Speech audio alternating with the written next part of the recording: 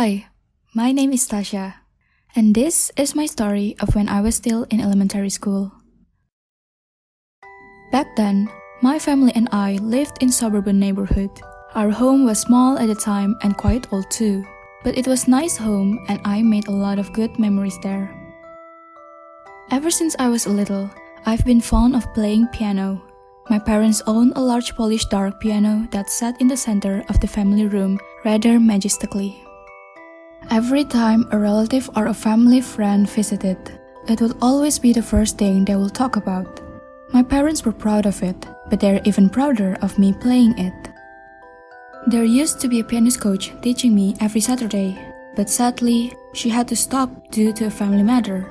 Since then, I played and practiced piano without any coach. My parents would ask if I ever wanted a new coach, but honestly, I was fine by myself. Usually, I would practice after I got home from school or after lunch when there was no class. But sadly, as I grew older, I had less and less time to spare. On one particular day, I decided to practice after I got back from school. My parents were still out working and my big sister was in the backyard. It was a good time to play piano, so I had lots of time before dinner anyway. I opened the glistening lid, set my note on the music rack, and began playing. It was one of the first few music sheets that I learned with my coach. I played for what seemed like an hour, that is, until I noticed something was off.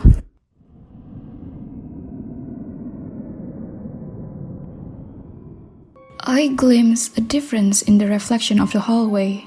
It was a silhouette of a person with dark hair, similar to mine. I thought it was my reflection, so I continued with my music. The piano is so well polished, I thought. But then, a realization hit me.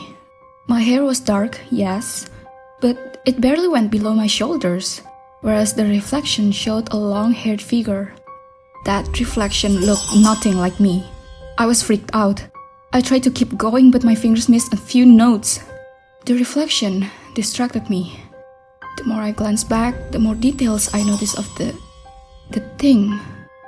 Short, thin, messy hair covering almost the whole face and the eyes. Just who or what exactly was that thing? A ghost? A demon? Why were they just standing there menacingly? If I turn around and see, it's not actually there, surely, right?